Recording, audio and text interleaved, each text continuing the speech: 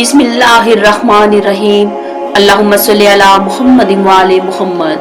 हजरत अब्दुल मुत्तलिब फैसले के मुताबिक 10-10 ऊंट बढ़ाते चले गए। खुदा का करना ये हुआ कि हर बार जनाब अब्दुल्लाह का नाम निकलता चला गया, हत्ता के ऊंटों की तादाद 100 तक पहुंच गई। तब कहीं जाकर ऊंटों वाली पर्ची निकली। इस तरह उनकी जान के बदले 100 ऊंट कुर्बान किए गए। अब जनाबे अब्दुल मुत्तलिब को पूरा इत्मीनान हो गया कि अल्लाह ताला ने उनके बेटे अब्दुल्लाह के बदले 100 ऊंटों की कुर्बानी मंजूर कर ली है। उन्होंने काबे के पास 100 ऊंट कुर्बान किए और हर हासो आम को इस ताम की दावत दी। हत्ता के इंसानों के साथ जानवरों और परिंदों ने भी कुर्बानी की ये दावत खाई। इमाम ज़ुहरी कहते हैं कि जनाबे अब्दुल मुत्तलिब पहली शख्सियत हैं जिन्होंने आदमी की जान की कीमत 100 ऊंट देने का तरीका शुरू किया। इससे पहले किसी आदमी की जान के बदले 10 ऊंट दिए जाते थे। इसके बाद ये तरीका सारे अरब में जारी हो गया। गोया कानून बन गया कि आदमी की जान का फिदिया 100 ऊंट है। नबी करीम के सामने जब ये जिक्र आया तो आपने इस फिदिया की तस्दीक फरमाई, यानी फरमाया कि यही बेहतरीन तरीका है। इसी बुनियाद पर जनाबे रसूल खुदा फरमाया करते थे कि मैं 2 ज़बीहों यानी हजरत इस्माइल और हजरत अब्दुल्लाह की औलाद हूँ। हजरत अब्दुल्लाह कुरैश में सबसे ज्यादा हसीन और वजी तर शक्ल सूरत के मालिक थे। उनका चेहरा 14वीं के चांद की मानिंद रोशन और ताबनाक था। अरब की अमीर तरीन और खूबसूरत तरीन लड़कियां रसूल खुदा के वालिद जनाबे अब्दुल्लाह से शादी की ख्वाहिश रखती थी, मगर अल्लाह की मर्जी ये थी कि आपकी शादी जनाबे आमिना सलामुल्लाह अलैहा से हो। हजरत आमिना वहब बिन अब्दे मनाफ बिन जोहरा की बाशरफ साहबजादी थी। शादी के वक्त हजरत अब्दुल्लाह की उम्र मुबारिका 18 साल थी। एक दिन जनाबे अब्दुल्लाह अपने वालिद के साथ जा रहे थे। रास्ता में एक औरत काबा के पास बैठी नजर आई। ये औरत वर्का बिन नौफल की बहन थी। वर्का बिन नौफल कुरैश के एक बड़े आलिम थे।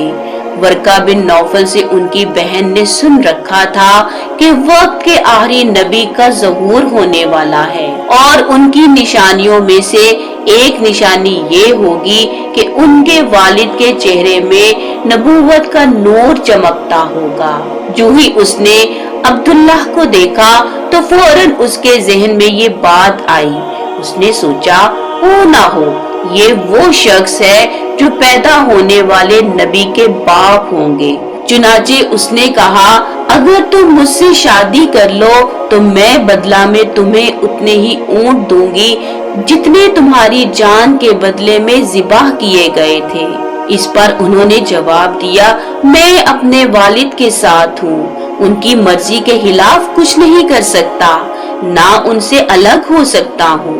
मेरे वालिद बाइज्जत आदमी हैं, अपनी कौम के सरदार हैं। बहरहाल आपकी शादी हजरत आमिना से हो गई। आप कुरैश की औरतों में नस्ब और मुकाम के एतबार से अफजल तरीन थी। आप फरमाती हैं, जब मैं माँ बनने वाली हुई तो मेरे पास एक फरिश्ता इंसानी शक्ल में आया। उस वक्त मैं जागने और सोने के दरमियानी हालत में थी। उसने मुझसे कहा, ऐ इज्जत और शरफ वाली आमिना, मैं अल्लाह की तरफ से तुम्हें खुशखबरी देता हूँ कि तुम इस उम्मत के सरदार और नबी की माँ बनने वाली हो। हजरत अब्दुल्लाह के चेहरे में जो नूरे नबूवत चमकता था, शादी के बाद वो हजरत आमिना की पेशानी मुबारका में आ गया था। इमाम ज़ुहरी के मुताबिक रसूलुल्लाह फरमाते थे, मैं अपने बाप हजरत इब्राहिम की दुआ हूँ, अपने भाई حضرت عیسیٰ کی بشارت اور خوشخبری ہوں۔ جب میں اپنی والدہ کے شکم میں آیا تو انہوں نے دیکھا گویا ان سے ایک نور ظاہر ہوا ہے جس سے ملک شام میں بصرہ کے محلات روشن ہو گئے۔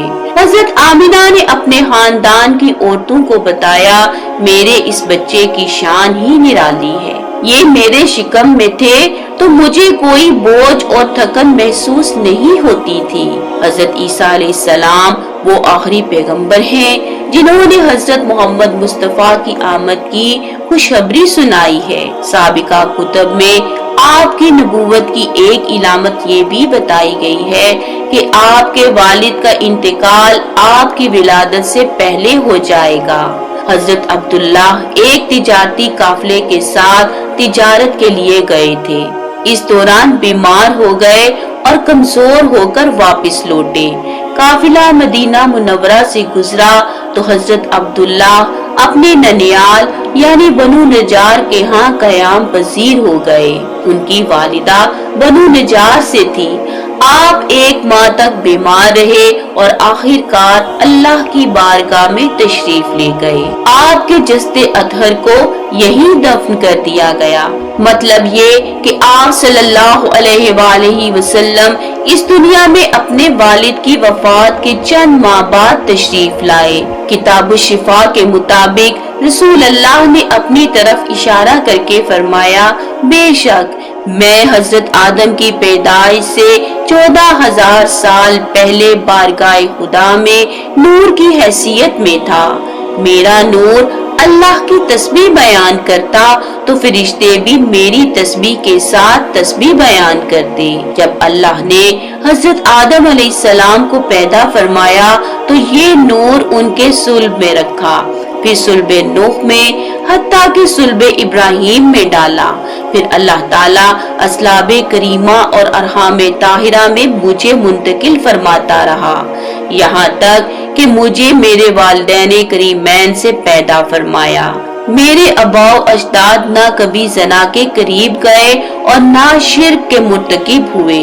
کتاب سبل الہدی والرشاد میں فرمان رسول ہے، میرا نور نبوت اور جوہر وجود ہر دور میں میرے آباء و اجداد کی پاک پشتوں سے میری امہات و جدات کے پاک رحموں میں منتقل ہوتا رہا، اور مشرک تو ہوتے ہی ناپاک ہے۔ اللہ کریم حضرت محمد صلی اللہ علیہ وآلہ وسلم کے اس شجرہ طیبہ کے صدقے میں ہم پر رحم کرے اور گناہ کی آلودگی سے محفوظ رکھے۔ اللہم صلی علی محمد وآل محمد۔